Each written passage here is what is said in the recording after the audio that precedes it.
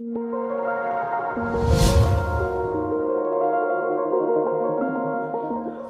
दोस्तों, स्वागत है आप सबका अपने YouTube channel boost your brain with Dheeraj Shukla. दोस्तों आज मैं लेकर के आया हूँ आप सबके लिए सोशल साइंस की क्लास, जिसमें हम पढ़ेंगे life lines of national economy. दोस्तों अगर आपको याद होगा तो मैंने इस चैनल पे आप सबके लिए life lines of national economy का पहला पार्ट आप लोग के लिए अपलोड कर चुका हूं, जिसे आप शायद देख चुके होंगे। और जिन बच्चों ने अभी तक नहीं देखा होगा वो डिस्क्रिप्शन में जाके उसे ज़रूर देख लेंगे, क्योंकि उन्हें अगर आप नहीं देखेंगे तो आगे थोड़ा सा आपको प्रॉब्लम होगा। दोस्तों मैं थोड़ा सा रिवीजन करा देना चाहूँगा। Life lines of national economy यानी किसी भी राष्ट्र की जो इकोनॉमी की लाइफ लाइन होती है ना, वो बेसिकली तीन चीज़ों पर डिपेंड करती है। जिनमें सबसे पहले आता है ट्रांसपोर्ट। सबसे पहले क्या आता है दोस्त? ट्रांसपोर्ट। सेकंड पोजीशन पे आता है कम्युनिकेशन एंड थर्ड पोजीशन पे आपका आता है ट्रेड।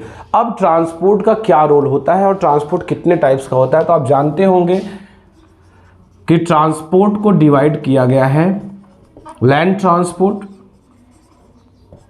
वाटर ट्रांसपोर्ट और air transport. Transport three types होते हैं, लैंड, वाटर और एयर। तो दोस्तों पहले पार्ट में मैंने ट्रांसपोर्ट के लैंड ट्रांसपोर्ट को फुल्ली पढ़ाया है, क्योंकि लैंड ट्रांसपोर्ट के भी थ्री पार्ट्स हो जाते हैं। लैंड ट्रांसपोर्ट के भी थ्री पार्ट्स हो जाते हैं। वो क्या हो जाते हैं? वो आपके हो जाते हैं रोडवेज, रोड पे चलने वाली गाड़ियाँ। सेकंड आपका हो जाता है रेलवेज और थर्ड आपका हो जाता है पाइपलाइंस। तो दोस्तों जो पहला पार्ट रहा उसमें आपने क्या पढ़ा? उसमें आपने पढ़ा life lines of national economy. Life lines of national economy तीन चीज़ पे डिपेंड होती है, ट्रांसपोर्ट, कम्युनिकेशन और ट्रेड। तो उसमें मैंने आपको ट्रांसपोर्ट पढ़ाया है और ट्रांसपोर्ट में लैंड ट्रांसपोर्ट को फुल्ली पढ़ाया है। लैंड ट्रांसपोर्ट में रोडवेज, रेलवेज और पाइपलाइंस के बारे में डिटेल्ड मैंने वहाँ पे आप लोगों को पढ़ाया है। अब दूसरा टॉपिक आता है वाटर ट्रांसपोर्ट और एयर ट्रांसपोर्ट। आखिर वाटर ट्रांसपोर्ट और एयर ट्रांसपोर्ट किस तरह से किसी भी राष्ट्र के या इंडिया के इकोनॉमी के लाइफ लाइन्स होते हैं, तो आज इस क्लास में हम यही पढ़ेंगे वाटर ट्रांसपोर्ट के बारे में और साथ ही साथ एयर ट्रांसपोर्ट के बारे में। और कल मैं आपको प्रोवाइड करूंगा वीडियो का तीसरा पार्ट, जिसमें मैं आपको पढ़ाऊंगा कम्युनिकेशन एंड ट्रेड। उसके पश्चात ये चैप्टर आपका फाइनली कंप्लीट हो जाएगा। तो आइए अब हम पढ़ते हैं इस पार्ट में कि आखिर वाटर ट्रांसपोर्ट किस तरह से हमारी इकोनॉमी को इंक्रीज करता है, हमारी इकोनॉमी के लिए बेनिफिशियल होता है। तो दोस्तों ध्यान दीजिएगा, ट्रांसपोर्ट में लैंड ट्रांसपोर्ट को फुल्ली पढ़ाने के बाद अब नंबर आता है वाटरवेज यानी वाटर ट्रांसपोर्ट का। तो देखिए वाटरवेज यानी वाटर ट्रांसपोर्ट को ना दो भागों में कैटेगराइज किया गया है, इनलैंड, ओवरसीज।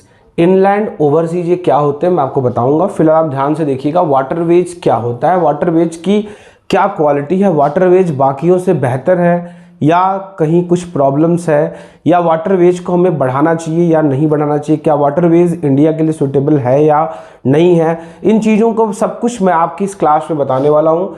तो देखिए वाटरवेज की सबसे पहली बात, चीपेस्ट मीन्स ऑफ ट्रांसपोर्ट। ये ट्रांसपोर्ट में सबसे सस्ता है।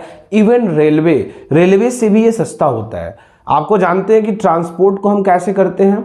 किसी भी प्रोडक्ट्स को एक जगह से दूसरी जगह पहुंचाने का साधन क्या है? या तो रोड है, व्हीकल्स वगैरह से पहुंचाना, दूसरा आपका क्या है? रेलवेज है, और तीसरा आपका जो है ये वाटरवेज है। तो वाटरवेज उन सबसे सस्ता है। अगर मैं बता दूं आपको कि अगर आप किसी भी सामान को रोडवेज से पहुंचाते हैं, रोड के रास्ते से पहुंचाते हैं, रोड के रास्ते से one place to another place ले जाते हैं, तो उसका खर्चा आ जाता है लगभग 2.5 रुपीज़ पर टन पर kilometre.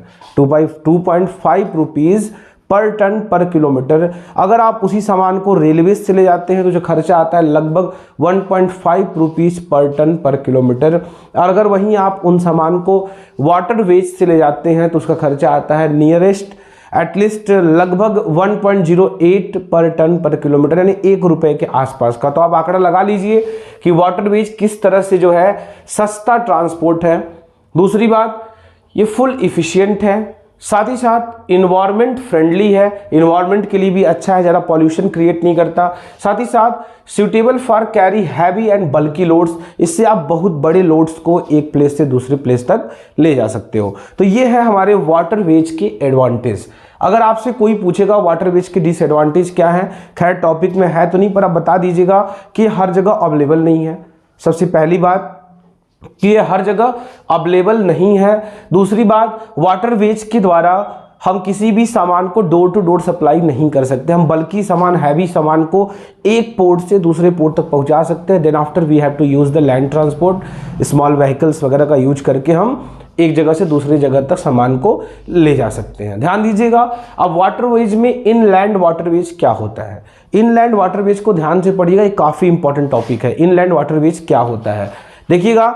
India has inland navigation of waterways about 14,500 kilometre in length, यानी भारत के पास जो इनलैंड वाटरवेज का एरिया है वो लगभग 14,500 किलोमीटर लंबा है, यानी 14,500 किलोमीटर तक भारत का इनलैंड नेविगेशन जो है वो फैला हुआ है। इन विच, जिसमें से 5,685 kilometre are navigable by mechanised boat, 5,685 तो हम बोट्स वगैरह से, मैकेनाइज्ड बोट्स, मोटर बोट्स वगैरह से हम ट्रेवल कर पाते हैं दोस्तों। तो ये रहा हमारा वाटरवेज। ध्यान दीजिएगा, वाटरवेज में इनलैंड, ओवरसीज। इनलैंड क्या हुआ, इनलैंड ध्यान से देखिएगा, इनलैंड वाटरवेज क्या होता है, ये भारत में लगभग 14,500 किलोमीटर तक फैला हुआ है, जिसमें से हम 5,685 किलोमीटर तो हम बोट्स वगैरह से, मैकेनाइज्ड बोट्स वगैरह से भी हम कैरी कर पाते हैं, सामानों को ले आ जा सकते हैं। दोस्तों ये रहा हमारा वाटरवेज।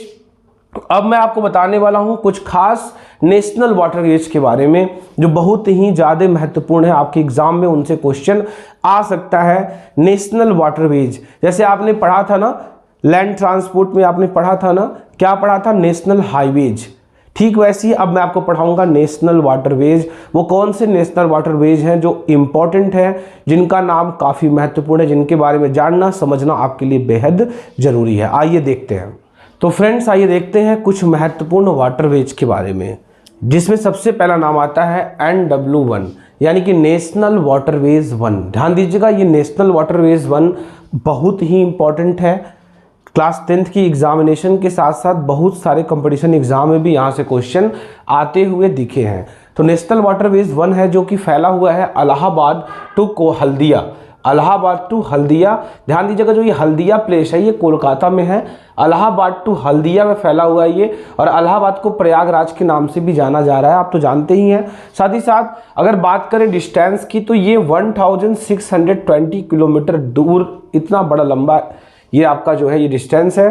साथ ही साथ ये गंगा रिवर सिस्टम पे बनाया हुआ है। देखिए दोस्तों, यहाँ से क्वेश्चन कैसे आ सकता है, यहाँ से क्वेश्चन आ सकता है कि नेशनल वाटरवेज 1 कहाँ से कहाँ तक फैला हुआ है, इसकी डिस्टेंस क्या है, और ये किस रिवर सिस्टम पे है। तो मैंने ये तीनों बताने की कोशिश की है कि नेशनल वाटरवेज 1 जो है वो Allahabad to Haldia, distance 1620 kilometre, साथ ही साथ रिवर जो है वो गंगा रिवर सिस्टम पे ये बना हुआ है। और दोस्तों 2018 में हमारी इंडियन गवर्नमेंट यानी मोदी की सरकार ने इस वाटरवेज को इम्प्रूव करने के लिए काफ़ी ज़्यादा इन्वेस्ट किया है, काफ़ी ज़्यादा खर्च किया है, यानी वाटरवेज को बढ़ावा देने के लिए उन्होंने इस पर काफ़ी ज़्यादा इन्वेस्ट किया है। आइए देखते हैं NW2 यानी नेशनल वाटरवेज 2 क्या है। तो नेशनल वाटरवेज 2 जो है वो आपका सादिया टू धुबरी, सादिया टू धुबरी, सादिया से धुबरी तक ये फैला हुआ है, जिसका डिस्टेंस है आपका 891 किलोमीटर, जो कि ब्रह्मपुत्रा रिवर पे बनाया हुआ है।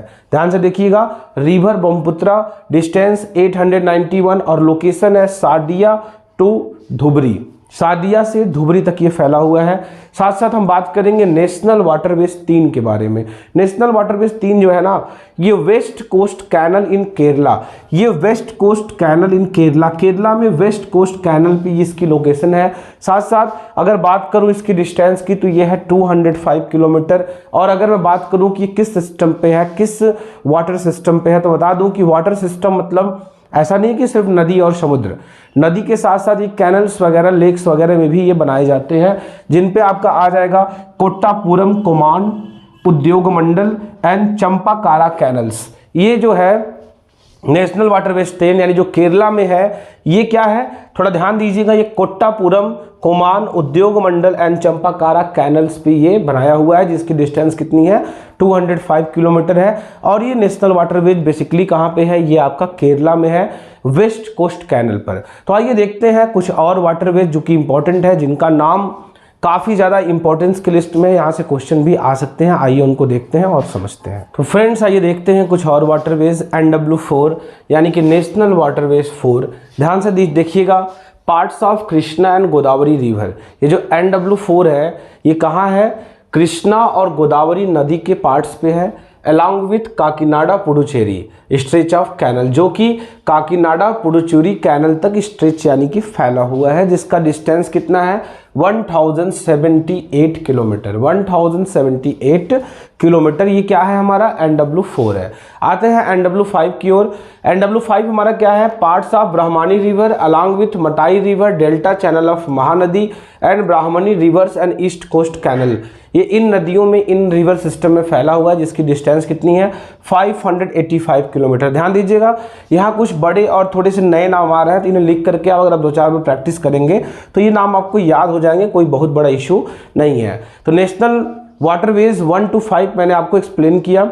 अब मैं आपको बता दूं कि ये नेशनल वाटरवेज जो 1 to 5 है, कहीं ना कहीं बहुत ज़्यादा इंपॉर्टेंट है। इनके बाद कुछ और भी वाटरवेज हैं जिनके बारे में पढ़ना, जानना और समझना हमको चाहिए, जैसे कि सम अदर इनलैंड वाटरवेज, जिनमें आता है Mandovi, Zuari and Cumberjua, Sundarban, Barak and backwards river backwaters of Kerala. ध्यान से देखिएगा, फिर से सुन लीजिएगा आप और नोट्स बना लीजिएगा। Mandovi, Zuari and Cumberjua, Sundarbans, Barak and back waters of Kerala, ये वो वाटरवेज है जो इन 5 के अलावा, जिन्हें नेशनल वाटरवेज का दर्जा तो नहीं मिला है, लेकिन हाँ ये फिर भी काफ़ी इंपॉर्टेंस वाटरवेज में आते हैं। फिर से देखिएगा, Mandovi, Zuari and Cumberjua, Sundarbans, Barak and back waters of Kerala. तो आप एक प्रॉपर नोट्स बनाते हुए चीज़ों को याद करिएगा। यहाँ आपको मैंने पढ़ा दिया वाटरवेज और नेशनल वाटरवेज और उसके अलावा कुछ और भी इंपॉर्टेंट वाटरवेज। अब दोस्तों मैं आपको ले चलूँगा वाटरवेज का, ये लगभग लास्ट पार्ट रहेगा, मेजर सी पोर्ट्स, यानी वो कौन कौन सी खास सी पोर्ट्स हैं, कौन कौन सी खास पोर्ट्स हैं जिनको जानना और पढ़ना बेहद जरूरी। तो फ्रेंड्स आइए ध्यान से देखते हैं मेजर सी पोर्ट्स, यानी वो कौन कौन सी बहुत ही महत्वपूर्ण सी पोर्ट्स हैं, उनके बारे में हम यहाँ पे जानेंगे। सबसे पहले सी पोर्ट्स क्या होता है ये उनके बारे में जानते हैं। The country's 95% foreign trade is moved by sea, यानी भारत का जो 95% विदेशी व्यापार होता है वो समुद्रों के द्वारा होता है, यानी विदेशों से जो हमारा ट्रेडिंग होता है, आइदर एक्सपोर्टिंग और इम्पोर्टिंग, ये जो भी होता है उसका 90% किससे होता है? वो होता है वाटरवेज के द्वारा, वो होता है सी पोर्ट्स के द्वारा। That constitute 60% in terms of value, जो पूरे वैल्यू का कितना होता है? 68% होता है। साथ ही साथ long coast line of 7516.6 kilometre, ये लगभग जो भारत का ये जो सी पोर्ट्स का एरिया है, जो सी रूट्स है, वो 7516.6 किलोमीटर तक फैला हुआ है। और अगर वही बात करें कि भारत में कितने सी पोर्ट्स हैं, तो बता दूं आपको कि India has 12 major and 200 intermediate and minor ports. Bharat में 12 बड़े और 200 छोटे और मध्यम वर्गीय पोर्ट्स हैं, जिनसे कि एक्सपोर्ट इंपोर्ट का कार्य होता रहता है, एक्सपोर्ट इंपोर्ट किया जाता है। यानी कि 12 बहुत ही बड़े महत्वपूर्ण और साथ ही साथ 200 छोटे और इंटरमीडिएट टाइप्स के जो पोर्ट्स हैं वो भारत में है। भारत का कोस्ट लाइन 7516.6 किलोमीटर तक फैला हुआ है। ये 68% वैल्यू को टर्म्स करता है। ये भारत का जो एक्सपोर्ट इंपोर्ट का जो काम होता है, ट्रेडिंग का काम होता है, totally depend on the sea routes. 95% of trading depend on the sea routes. ये आपने जाना समझा। अब मैं आपको बताने वाला हूं इसके बाद सम इंपॉर्टेंट सी पोर्ट्स, यानी वो कौन कौन से सी पोर्ट्स हैं जो बेहद खास है, जिनको जानना समझना आप सबके लिए बेहद जरूरी है। पहले दोस्तों आप मुझे बताइएगा कि आपने सी पोर्ट समझा या नहीं। सी पोर्ट्स होता क्या है? सी पोर्ट्स होता है समुद्र किनारे एक ऐसा प्लेस बनाया जाता है जहाँ पे जहाज़ों, बड़ी बड़ी जहाज़ों को रोका जाता है, उस पर माल को लादा जाता है, माल को उतारा जाता है। और ये काम कहाँ होता है? ये काम पोर्ट्स पे होता है। तो भारत का जितना भी ट्रेडिंग का काम होता है वो पोर्ट्स के माध्यम से होता है। लगभग 95% काम तो पोर्ट के माध्यम से होता है, जिनमें भारत के पास 12 बड़े और 200 छोटे और मध्यम वर्गीय टाइप के पोर्ट्स हैं। अगर मैं बात करूँ सम इम्पॉर्टेंट सी पोर्ट्स के बारे में, तो सबसे पहला नंबर आता है कांडला पोर्ट्स। कांडला पोर्ट्स के बारे में सुनिएगा। कांडला पोर्ट्स जो है वो बेहद इंपॉर्टेंट है, बेहद खास है। कांडला पोर्ट्स के बारे में बहुत ध्यान से पढ़िएगा, ध्यान से देखिएगा। It is located in the gulf of Kutch. ये जो है गल्फ ऑफ कच्छ यानी कच्छ में लोकेट होता है। It was the first India port after partition. ये भारत के बंटवारे के बाद, जब इंडिया से पाकिस्तान अलग होता है उसके बाद भारत में बनाया गया ये पहला पोर्ट है जिसका नाम क्या है, कांडला। इसके पहले क्या होता है मैं बता दूं, कराची पोर्ट जो था वो इंडिया का सबसे बड़ा पोर्ट था, लेकिन अब पार्टीशन के बाद कराची कहाँ चला जाता है, पाकिस्तान में चला जाता है। और कांडला जो होता है वो क्या हो जाता है, वो हो जाता है हमारा Indian first port after independence, जिसको बहुत जल्दी में बनाया गया होता है। आज़ादी के बाद हमारे पास ट्रेडिंग के लिए कोई पोर्ट्स नहीं बचा था, तो हमने क्या किया था, बहुत जल्दी में कांडला को डेवलप किया था। कांडला के बारे में ये बहुत ही इंपॉर्टेंट फैक्ट्स है, ये आप जानिएगा। आइए पढ़ते हैं कुछ और इंपॉर्टेंट सी पोर्ट्स। आइए देखते हैं कुछ और सी पोर्ट्स जिनमें नाम आता है प्रमुख मुंबई का। मुंबई के बारे में आप सब जानते होंगे। It is the biggest port in India with natural harbour. ये भारत का सबसे बड़ा जो है वो ये क्या है, शी पोर्ट है, जहाँ पे नेचुरल हार्बर भी होता है। साथ ही साथ Jawaharlal Nehru port developed near by, इसके पास में जवाहरलाल नेहरू पोर्ट को डेवलप्ड किया गया है जिससे कि वो क्या कर सके, ईज ऑफ कर सके, प्रेशर कम कर सके।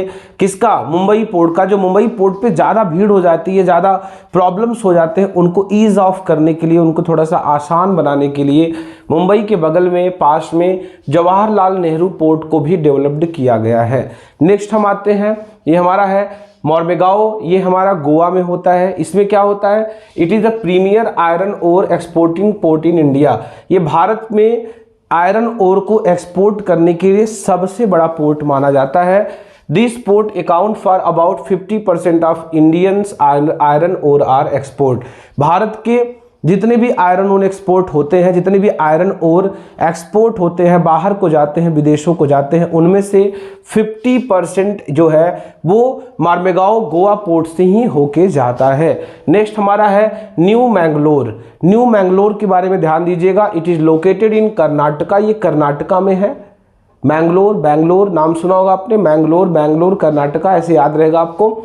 It caters to export of iron ore from Kudremukh mines. ये कुंडरमुख माइन से जो आयरन के ओर को एक्सपोर्ट किया जाता है उसके लिए, उसके ट्रांसपोर्टेशन के लिए ये कर्नाटका में बनाया गया है जिसका नाम क्या है, न्यू मैंगलोर। तो दोस्तों मैं और कुछ भी सी पोर्ट्स के बारे में बताने वाला हूँ, और भी बहुत से शी पोर्ट के बारे में बताने वाला हूँ। उनको ध्यान से देखिएगा, समझिएगा, और नोट्स बना के अगर आप 2 से 4 बार पढ़ लेते हैं ना, तो जो थोड़े से ये नाम आपको अजीब लग रहे हैं, बड़े लग रहे हैं, डिफिकल्ट लग रहे हैं, ये आपको आसानी से याद हो जाएंगे। बहुत बड़ा प्रॉब्लम नहीं है, सिर्फ नाम ही याद रखना है।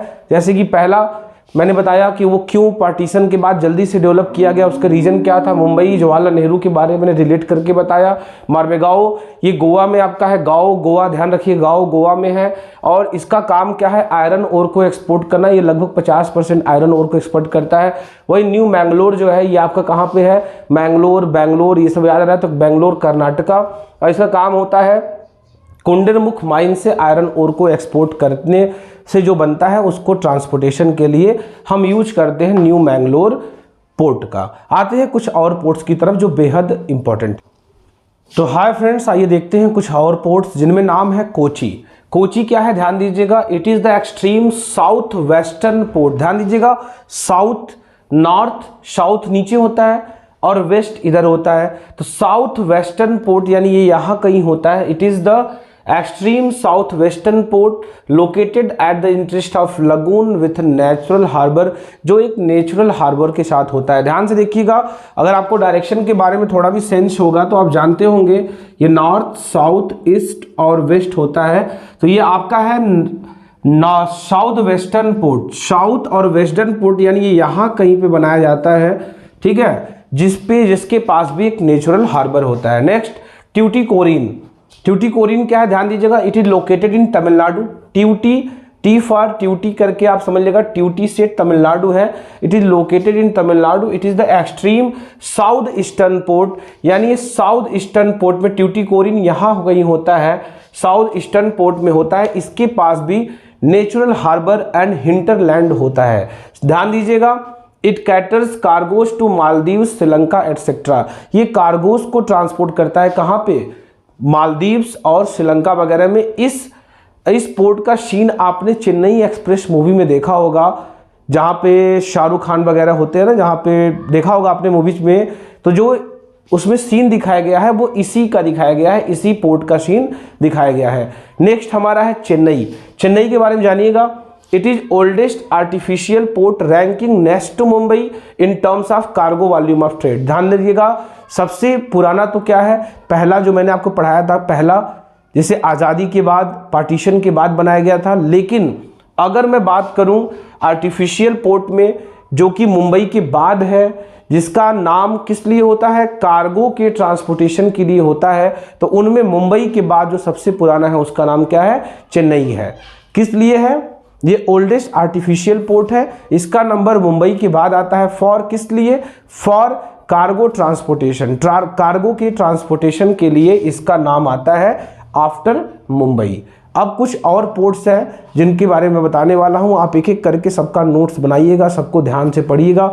सबके बारे में कुछ मैं खास बातें बता रहा हूं, उन्हें आप लिखिएगा, 2 से 4 बार पढ़िएगा, निश्चित ही आपको वो याद हो जाएगा। मैं पूरा दावे के साथ आपको कहना चाहता हूं, ध्यान से देखिएगा दोस्तों। नेक्स्ट पोर्ट है हमारा विशाखापट्टनम। विशाखापट्टनम क्या है भाई, it is the deepest land locked and well protected port for exporting iron ore. ये सबसे गहरा लैंड लॉक्ड और सबसे ज़्यादा सुरक्षित पोर्ट है, जहाँ पे एक्सपोर्ट क्या होता है, आयरन ओर को एक्सपोर्ट किया जाता है। वहीं मैं बात करूँ अगर पैराद्वीप की, तो पैराद्वीप क्या होता है, लोकेटेड इन ओडिशा, ये ओडिशा में लोकेट करता है। इसका स्पेशलाइज है एक्सपोर्टिंग आयरन ओर, ये भी आयरन ओर के एक्सपोर्टेशन के लिए स्पेशलाइजेशन है, ये खास है। साथ साथ अगर मैं बात करूँ कोलकाता की, तो कोलकाता का जिक्र और जो अगला हल्दिया है, इन दोनों का जिक्र मैंने आपसे NW1 में कर रखा था, नेशनल वाटरवेज 1 के बारे में बताया था कि ये इलाहाबाद से हल्दिया होके जाता है। तो ये दोनों वाटरवेज के बारे में मैंने थोड़ा सा आपको पढ़ा रखा है, तो ध्यान से देखिएगा। It is the tidal port and inland riverine port, ये टाइडल पोर्ट है, और ध्यान से देखिएगा इनलैंड रिवरिन पोर्ट है। इनलैंड वाटरवेज के बारे में मैंने यहाँ पे आपसे जिक्र ऑलरेडी यहाँ कर चुका हूँ। It serves as a very large and rich hinterland of Ganga Brahmaputra basin. ये बहुत ही बड़ा और बड़ा ही ज़्यादा रिच तरह से ये होता है, ये पोर्ट जहाँ गंगा ब्रह्मपुत्रा बेसिन में ये बनाया जाता है। यानी ये जो पोर्ट है आपका कोलकाता पोर्ट, ये क्या करता है भाई, एक तो बहुत बड़ा है, साथ ही साथ यहाँ जो हिंटरलैंड है वो काफ़ी रिच मात्रा में होते हैं, और ये गंगा ब्रह्मपुत्रा बेसिन में होता है। ये ध्यान दीजिएगा, ये सबसे बड़ा पोर्ट में से एक है। साथ ही साथ हाल्दिया क्या है भाई, it was develop to relieve pressure from Kolkata port. Haldia port को सिर्फ इसलिए बनाया गया है कि ये कोलकाता पोर्ट पे जो प्रेशर हो जाता है बहुत ज़्यादा बल्कि सा हो जाता है। जैसे मुंबई के लिए बनाया गया था जवाहरलाल नेहरू पोर्ट, ठीक वैसे ही कोलकाता के लिए बनाया गया है हाल्दिया पोर्ट। हाल्दिया क्या करता है, हल्दिया का सिर्फ काम है कि कोलकाता के पोर्ट के प्रेशर को थोड़ा सा रिलीज करना, थोड़ा सा रिलीफ करना, थोड़ा सा कम करना। तो दोस्तों आज इस पे मैंने आपको पूरा पढ़ा दिया वाटरवेज थोड़ा आपको मुश्किल लग रहा होगा, क्योंकि वाटरवेज हम उतना अच्छे से जानते नहीं हैं, उतना अच्छा समझते नहीं है। लैंड ट्रांसपोर्ट की बात हुई थी तो रोडवेज, रेलवेज के बारे में हम जानते थे, समझते थे, तो मुझे याद करना समझना थोड़ा सा आसान था। लेकिन वाटरवेज के बारे में आप जानो, अगर अभी नहीं जानोगे तो कब जानोगे। क्लास 10th में आपके सिलेबस में, आपके बोर्ड एग्जामिनेशन में आने वाला है, और आप लकी वन हो जो लास्ट टाइम बोर्ड एग्जाम देने जा रहे हो। यानी आप कह सकते हो कि भाई मैंने बोर्ड एग्जाम दिया, उसके बाद किसी को नहीं देने दिया, आप कह सकते हो, क्योंकि जो नई शिक्षा नीति है उसके तहत क्लास 10th का बोर्ड एग्जामिनेशन खत्म हो जाना है। तो आप बड़े प्राउडली कह सकते हो भाई मैंने दिया, और देखो भाई आप सबको बचा लिया ना, आप सबको नहीं देने दूंगा बोर्ड। तो आप एक लकी हो, जिन्होंने तैयारी अच्छी की है, जिनका तैयारी अच्छा है भाई वो तो लकी मानेंगे। जिनकी थोड़ी तैयारी बुरी है, जो थोड़ा पढ़े नहीं है, तो उनके पास मौका है, आप पढ़ लो, आपको कोई छूट नहीं मिलने वाली है। तो आपने आज इस क्लासेस में पूरा वाटरवेज को ढंग से पढ़ा। अब मैं आपको पढ़ाने वाला हूँ एयरवेज के बारे में। लास्ट 2 मिनट, ज़्यादा नहीं, एयरवेज में ज़्यादा कुछ नहीं है, एयरवेज में ज़्यादा डिटेलिंग नहीं किया गया है। शॉर्ट्स में मैं आपको 1 से 2 मिनट में अपनी सारी बातें समझाने वाला हूँ, तो ध्यान से देखिएगा एयरवेज किस तरह से हमारे नेशनल इकोनॉमी को बढ़ाता है, नेशनल इकोनॉमी के लिए लाइफलाइन होता है। दोस्तों हम पढ़ने वाले हैं लैंड ट्रांसपोर्ट के सबसे आखिरी पॉइंट्स एयरवेज के बारे में। आखिर एयरवेज जो है किस तरह से हमारे नेशनल इकोनॉमी के लाइफलाइंस को ग्रोथ करती है। तो देखिएगा, ध्यान से समझिएगा, इनके बारे में हम जानते हैं कि आखिर एयरवेज क्या होता है, ये हमें किस तरह की सर्विस प्रोवाइड करता है और ये सर्विस के साथ साथ हमारे देश के लाइफ लाइन्स को भी काफ़ी हद तक बढ़ाता है। तो होता क्या है दोस्तों, ध्यान से देखिएगा। The air travel is the fastest, most comfortable and prestigious mode of transport. यानी जो एयर ट्रेवल है भाई, ये सबसे तेज, सबसे आरामदायक और सबसे सम्मानजनक मोड ऑफ ट्रांसपोर्ट है। ये हमारे टाइम को बहुत ही बचाता है, साथ साथ हम बड़े ही आराम से एक जगह से दूसरी जगह पहुंच जाते हैं। जैसे कि it can travel very difficult terrains, ये बहुत ही मुश्किलों रास्तों पर भी हमें आसानी से ट्रेवल करा पाता है। जैसे कि हाई माउंटेन्स हो, ह्यूज रिवर्स हो, सीज हो, वास्ट डिजर्ट हो, डेंस फॉरेस्ट हो या बहुत ही बड़े बड़े ओशियंस क्यों ना हो, इन सभी मुश्किलों रास्ते पे बड़े ही आरामदायक तरीके से हमें एक प्लेस तक दूसरे प्लेस तक बड़े ही तेज़ और आरामदायक तरीके से हमें पहुंचा देता है। इसीलिए कहा जाता है कि Airways is the fastest, comfortable and most prestigious mode of transport. ध्यान दीजिएगा, air transport was nationalised in 1953। Air transport को 1953 में राष्ट्रीयकृत किया गया था, भारत द्वारा रजिस्टर्ड किया गया था। साथ ही साथ एयर इंडिया, एक एयर ट्रांसपोर्ट में सबसे बड़ा जो नाम है इंडिया के लिए वो है air India. Air India provides करता है डोमेस्टिक के साथ साथ इंटरनेशनल एयर सर्विसेज, यानी विद इन इंडिया, इंडिया के अंदर, साथ साथ इंडिया के बाहर हर देशों के लिए सर्विस प्रोवाइड करना का काम है एयर इंडिया का। कौन सी सर्विस? एयरवेज की सर्विस, हवाई यात्रा की सर्विस। ध्यान दीजिएगा दोस्तों, इस नाम में एक और बड़ा नाम है पवन हंस हेलीकॉप्टर लिमिटेड। ये क्या है? पवन हंस हेलीकॉप्टर लिमिटेड जो है ये हेलीकॉप्टर सर्विस प्रोवाइड करता है। ये क्या करता है? हेलीकॉप्टर सर्विस प्रोवाइड करता है। किसके लिए? Provide helicopter service for ONGC. ONGC के लिए, oil and natural gas corporation के लिए ये हेलीकॉप्टर सर्विस प्रोवाइड करती है, जिससे कि ओएनजीसी के मेंबर्स को, ओएनजीसी के कह सकते हैं अधिकारियों को, उनकी टीम कमेटी को डिफ़िकल्ट टेरेंस, जैसे कि बड़े मुश्किल रास्तों पे सर्विस मिल पाती है, जैसे कि JNK में, उत्तराखंड वगैरह में, इन बड़े मुश्किल रास्तों पे ओएनजीसी के लिए सर्विस प्रोवाइड करता है कौन? Pawan Hans helicopter limited. Pawan Hans helicopter limited जो है वो सर्विस फॉर हेलीकॉप्टर, हेलीकॉप्टर के सर्विस के लिए बना है। इंडिया में ऐसे मुश्किल जगह जहाँ पे जाना थोड़ा मुश्किल होता है, उन जगहों पे अगर आसानी से पहुँचा सकता है तो वो कौन है? Pawan Hans helicopter limited. तो दोस्तों फिलहाल आज की क्लास में इतना ही। मैंने आज की क्लास में आपको पढ़ाया किस तरह से जो ट्रांसपोर्ट है हमारे देश के इकोनॉमी को लाइफलाइन देता है, देश की इकोनॉमी को ग्रोथ करता है। तो मैंने पहले पार्ट में लैंड ट्रांसपोर्ट को बता रखा था, लैंड ट्रांसपोर्ट में रोडवेज को बता रखा था। आज दूसरी क्लास में मैंने लैंड ट्रांसपोर्ट के वाटरवेज और एयरवेज, ट्रांसपोर्ट के वाटरवेज और एयरवेज को पढ़ाया है। जहां की पहले ट्रांसपोर्ट के लैंड के बारे में बताया था, लैंड ट्रांसपोर्ट के बारे में, तो वहीं अब वाटरवेज और एयरवेज के बारे में बताया हूं। तो दोस्तों कल मैं लाऊंगा इस चैप्टर का आखिरी पार्ट, जिसमें मैं आपको पढ़ाऊंगा किस तरह से कम्युनिकेशन और ट्रेड, ट्रांसपोर्ट तो हमने पढ़ लिया, ट्रांसपोर्ट को हमने जान भी लिया, बखूबी जान लिया, सब कुछ जान लिया, तो किस तरह से अब ट्रेड जो है और कम्युनिकेशन जो है ये हमारे नेशनल इकोनॉमी को बढ़ाता है। अब मैं कल इस चैप्टर को फाइनली आपके लिए लेकर के आऊँगा, फाइनली कंप्लीट लेकर के आऊँगा, जिसे आप पढ़ के समझ करके एक बेहतर नोट्स बना के आप जान पाओगे। कल मार्च का संभवतः आखिरी दिन है, कल आखिरी दिन ये चैप्टर का होगा, जिससे कि आपकी तैयारी में एक और चैप्टर जुड़ जाएगा कि एक चैप्टर हमारा और कंप्लीट हो गया है। तो निश्चित ही दोस्तों थोड़ा ये क्लासेस लेट जरूर, लेकिन आपकी एग्ज़ाम टाइम में स्टार्ट हुई है, एग्ज़ाम के आपके बेहतर बनाने के लिए स्टार्ट हुई है। तो जो बच्चा यहाँ कंटिन्यू क्लास करेगा निश्चित ही उसके परसेंटेज बेहतर आने वाले हैं। तो दोस्तों आप हमारे channel boost your brain with Dheeraj Shukla को अपना प्यार देते रहे। आप सबका बहुत बहुत धन्यवाद।